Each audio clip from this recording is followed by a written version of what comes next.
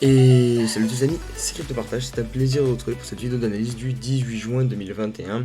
Alors je m'excuse pour hier, il n'y a pas eu de vidéo, mais la raison est simple, hein, c'est qu'on est dans ce fameux range depuis un bon moment maintenant, et j'estimais qu'hier, voilà, il n'y avait pas énormément de choses à dire. L'analyse technique, bah, elle ne change pas voilà, du jour au lendemain, surtout qu'on est dans un range, on attend la sortie soit par le haut, soit par le bas, et j'avais pas envie de faire une vidéo pour faire une vidéo. Ou alors j'aurais dû faire une vidéo de 2 3 4 5 minutes. Donc je sais pas, j'ai préféré pas faire de vidéo. Mais voilà, c'est possible que tant qu'on reste un petit peu dans cette phase de consolidation, de temps en temps, il y aura peut-être des jours où voilà, je ferai pas de vidéo. Donc voilà, vous êtes prévenus. En tout cas, pour la vidéo d'aujourd'hui, on a un Bitcoin à 37 500 dollars. Voilà, pour le moment, on échoue sur les 40 000 dollars. On n'arrive pas à les passer. On redescend petit à petit dans le range, moins 4%. La dominance qui est toujours située aux alentours des 46%. Ça nous donne donc un Ethereum à 2300 dollars, pardon. Et les autres alts qui corrigent peut-être un peu plus fortement avec Polkadot moins 7%, VeChain à 0,10 centimes, enfin à 10 centimes moins 5%, ICP moins 7%, Kusama moins 10%. Enfin bref, voilà, une map dans le rouge ce matin. Comme toujours, pour aider au bon référencement des vidéos et permettre à la chaîne de grandir, n'hésitez pas à mettre un petit pouce bleu, un petit commentaire et pour tous les nouveaux, à vous abonner. On est bientôt 15 000, on a du mal à passer ce cap symbolique. Rejoignez-nous aussi sur Twitter, Insta et sur le Discord. Le CryptoFiat Grid qui réintègre la zone d'Extramper à 25 ce matin. Donc voilà, après l'échec à 40 000 dollars, on redescend un petit peu et forcément, bah voilà, la peur regagne petit à petit le marché. En tout cas, c'est sur le cours du Bitcoin, c'est plutôt calme en ce moment. Du côté des pays, ça s'active de plus en plus, et notamment le Paraguay qui va très certainement devenir le premier pays à suivre le Salvador en légalisant le Bitcoin. Alors ça devrait intervenir le mois prochain. C'est fait sous l'impulsion de Carlitos Antonio Herrera. Donc il a mis un petit tweet en disant que voilà, au Paraguay, en juillet, nous allons avoir une légalisation, enfin une législation pour le Bitcoin. Donc hâte de voir ce que ça va donner.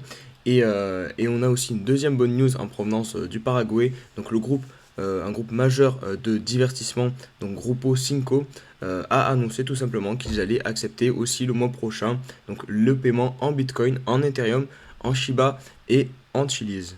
Le développement qui se poursuit aussi au Salvador, donc premier pays à avoir accepté et à avoir rendu le Bitcoin comme monnaie officielle. Cependant, voilà, le Salvador va maintenant rencontrer des difficultés, notamment pour mettre en place le fait que tous les commerçants puissent accepter le Bitcoin. Et pour ça, ils ont demandé l'aide de la Banque mondiale. Et surprise ou non, la Banque mondiale refuse donc d'aider le Salvador. Les raisons, elles sont simples. Donc c'est un manque de transparence sur le Bitcoin et comme d'habitude un petit peu en ce moment, le fait que Bitcoin ne soit pas très écologique. Donc ces deux raisons font que la Banque mondiale refuse d'aider le Salvador à développer les paiements en Bitcoin sur son sol. Le développement qui se poursuit du côté de Elrond avec l'apparition donc d'une adresse Bitcoin sur l'application Maillard directement. Vous allez pouvoir envoyer vos Bitcoins sur cette application et c'est évidemment quelque chose de classique et de quasiment obligatoire pour le développement de cette application. Donc c'est une très bonne chose que ça soit implémenté. Attention aux arnaques, surtout dans le monde des crypto-monnaies, on le répétera jamais assez. Et là, c'est vraiment quelque chose d'assez exceptionnel qui est en train de se passer avec Ledger. Je ne sais pas si vous avez été au courant, j'en avais parlé sur la chaîne, mais ça remonte il y a un petit moment maintenant. Ledger avait subi une attaque et avait perdu beaucoup de mails de leur base de clients, donc beaucoup d'adresses mail, même d'infos, il me semble, d'adresses personnelles avaient été récupérées par les hackers. Donc maintenant, ces hackers en ont profité pour réaliser cette arnaque. Donc ils ont envoyé une clé spéciale où ils vont avoir accès en fait tout simplement pour pouvoir récupérer directement les cryptos aux personnes qui vont tenter d'arnaquer. Ils ont fait une petite lettre voilà en disant que je sais pas voilà que c'est un cadeau de Ledger, bref ils ont trouvé l'excuse qu'ils voulaient et au final vous recevez une clé qui n'appartient pas à Ledger, qui n'est pas une clé Ledger et derrière ces personnes là vont récupérer vos crypto-monnaies. Donc vraiment faites hyper attention. Vous doutez bien que si Ledger avait réalisé une telle campagne en offrant comme ça des clés, vous auriez été mis au courant. Donc voilà, il faut vraiment se méfier. Vous voyez, enfin ça, ça peut tomber de nulle part ce genre d'arnaque. Donc vraiment faites super gaffe. C'est quand même de l'argent les cryptos, enfin ça peut représenter une grosse somme, ça dépend combien vous avez mis, mais vraiment faut être hyper prudent. Et on va terminer avec deux graphiques on-chain sur le BTC pour voir si on a atteint ce fameux top du bull run ou si on a encore des chances de repartir en bull run. Et selon ce graphique, ben, on n'aurait pas atteint le top du bull run. C'est simple à regarder. À chaque fois qu'on a atteint un top du bull run, on était rentré dans cette petite partie bleue qui correspond à l'euphoria, à l'euphorie, pardon, je l'ai dit en anglais. Donc regardez, à chaque fois, ici, hop, top de bull run, on est dans le bleu.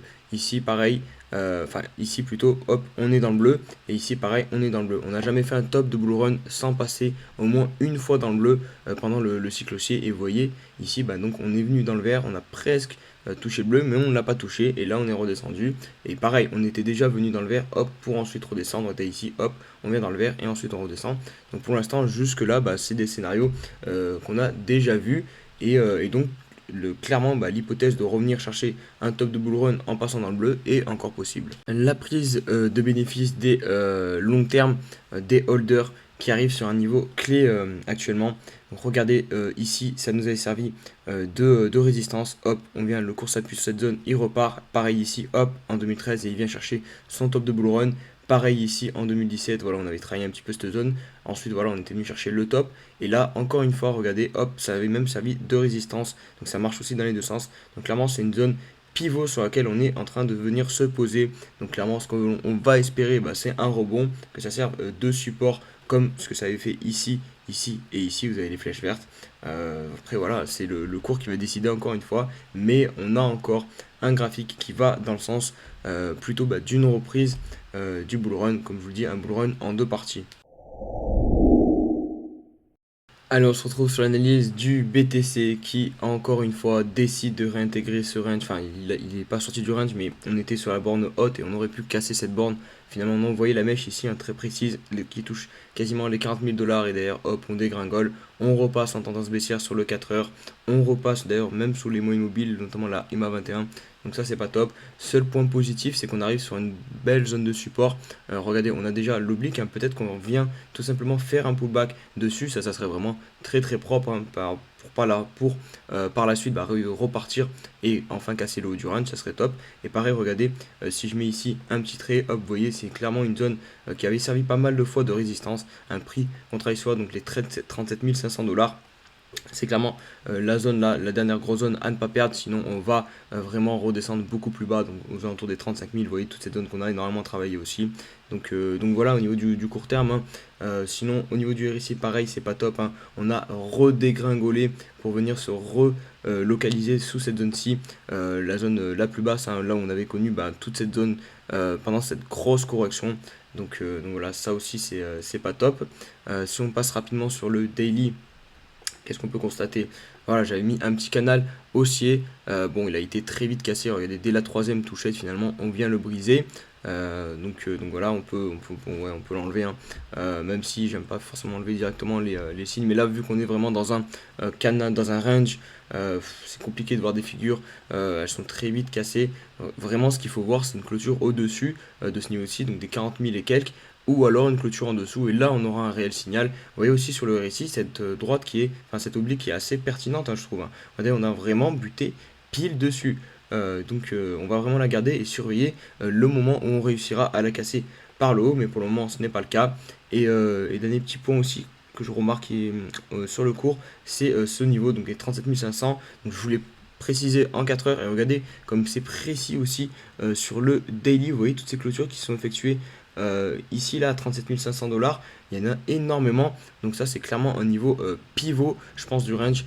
On est quasiment là au niveau du milieu du range. Donc soit on va réussir à clôturer au dessus et on va peut-être pouvoir rejouer de revenir tester le haut du range, soit on clôture en dessous et là pour le coup on viendra chercher plus le bas du range. Et on va conclure la vidéo par Ethereum. Voilà, de toute façon les altcoins en ce moment c'est énormément corrélé au BTC et même Ethereum. Regardez, Bitcoin corrige, Ethereum corrige et on revient encore une fois sur cette oblique bas. Je vous l'avais dit pareil, si on réussit pas à passer ce niveau des 2600, on va se faire repousser et on va revenir en bas. C'est chose faite. Hein. Maintenant attention, parce que à la différence du Bitcoin, Ethereum, c'est pas un range, hein, parce que cette oblique ORD elle monte, donc forcément ça doit pousser Ethereum à monter en termes de prix dans le temps.